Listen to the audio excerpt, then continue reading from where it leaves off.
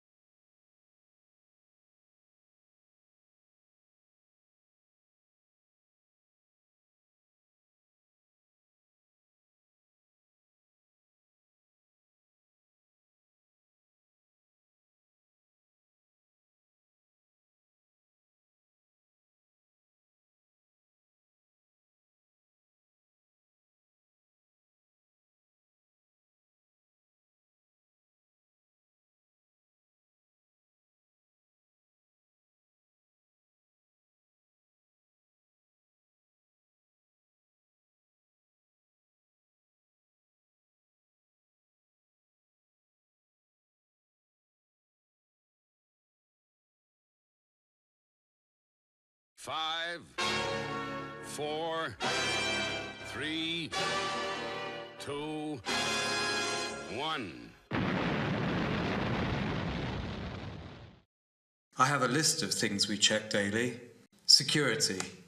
Electrical items should be unplugged or charged if required. Lights must be switched off if not in use. A cleaning rota of what needs to be done each day, as it's important to have a clean environment. Yes, very good. Now, what should be checked on a weekly basis for health and safety?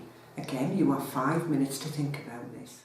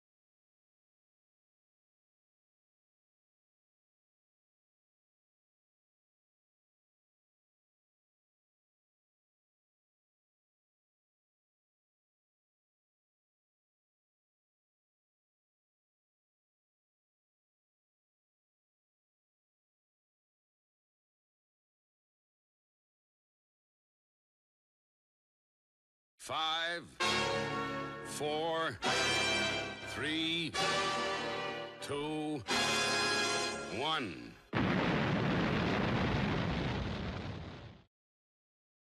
Every week we check for frayed cables and look for any leaks or dripping taps. Is there a fire extinguisher ready to use? The fire extinguisher should be inspected visually and the fire alarm tested. Are there any strange smells? Is everything clean and tidy? The water temperature from taps in sinks and from showers should be 41 degrees Celsius, but the bath hot water tap should be at 44 degrees Celsius. Fridges should be recorded as between 2 and 5 degrees Celsius, and the freezer at minus 18 degrees Celsius. Excellent. Now can you look at what needs to be done monthly? We have another 5 minutes to complete this.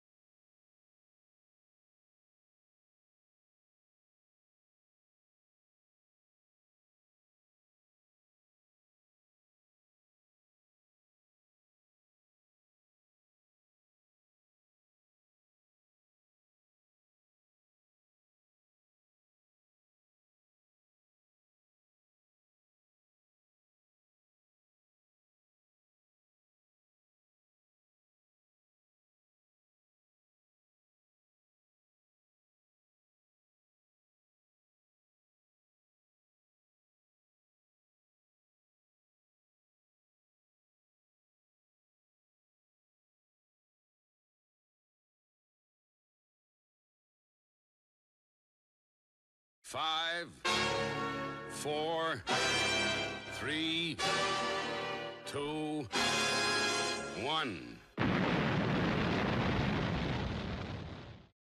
Shower heads should be cleaned and checked to see if they are working. We should have a fire drill and make sure that the first aid kits are checked. These health and safety checks have been put together from the actions that have been identified in the workplace risk assessments. Your service manager is responsible for completing these risk assessments, and when they are completed, you will receive an alert on Ulink asking you to read the risk assessments to demonstrate that you've understood it. It is very important that all staff read and understand these assessments, and it will help you to work safely. We have workplace risk assessments because the law tells us we have to. There is health and safety legislation that tells us we must keep people safe. So all the risk assessments and health and safety checks that we do are directly to cover legislation. We have a wide range of learning opportunities for staff, and all the relevant health and safety information can be found in our policies and procedures. And you can get additional information from our e-knowledge modules on USkill. What are the topics covered on USkill? These modules cover various topics which include moving and handling, infection control, working safely, food hygiene, as well as others. These modules will help you understand all the laws that govern health and safety in our workplace. So if I complete all the modules on USkill, this will give me the knowledge that I need to do my job. Yes, this will give you an overview of the knowledge and will help you to understand the importance of keeping up to date with all the health and safety checks that we do. But remember that it is overall the responsibility of the service manager to make sure that these checks are done. Can you give me a little more information about risk assessments and how they work? The purpose of assessing risk is to ensure the health, safety, welfare and security of staff, individuals and the wider community. The law requires a risk assessment to be carried out about the environment in which you provide support for people, as well as for the tasks you undertake. These enable you to reduce or remove any risks. You will need to make sure you know where these risk assessments are kept for each person we serve. Risks that are identified will inform the way in which you work with the people we serve. A risk assessment helps the person to have their choices met in the safest possible way. Risk assessments are not only a legal requirement, they also provide clear guidance and information on how to keep people safe and prevent danger, harm and accidents. They identify hazards in a workplace, evaluate the level of risk and put in place measures or procedures to reduce the risk. There are 5 steps to a risk assessment which you will need to understand. Step 1. Identify the hazards of an area, a specific task or situation. Step 2. Identify those who may be harmed, such as the people we serve, visitors, other workers and contractors. Step 3. Evaluate the risk by looking at what methods are in place to control risks or reduce them. Step 4. Record the findings of the risk assessment to help to remind everyone of what the risks are and how to reduce them. Step 5. Review and modify the risk assessment if and when changes happen to the tasks or workplace. Changes may increase risks or reduce them. Thank you for that information. Is there anything else I will need to do? The role of the health and safety representative gives every staff member someone to be able to go to if there is a hazard identified and nothing appears to have been done to rectify the hazard. If working conditions are not suitable and the support is not meeting all health and safety requirements, this can be brought up at a team meeting. At the start of every team meeting, the health and safety representative will ask the team if there are any issues that need to be resolved and to check that any previous identified concerns that have been raised have been dealt with. The service manager is not in the meeting at this point and will receive this information when they re-enter the meeting. This gives the teams the opportunity to speak freely about any concerns they have regarding health and safety. The service manager will respond to concerns and give the team updates on progress regarding any previous concerns. If they are not happy with the response of any concerns, they can take this to their area manager. This is only for health and safety, as any other issues can be taken to their enabler consultation representative. Can you recap on my responsibilities as a health and safety representative? Yes. As a health and safety representative, your role will be to ensure that all health and safety concerns are dealt with by the service manager and UBU. You will lead a section on health and safety at every team meeting, and this will be recorded on the minutes.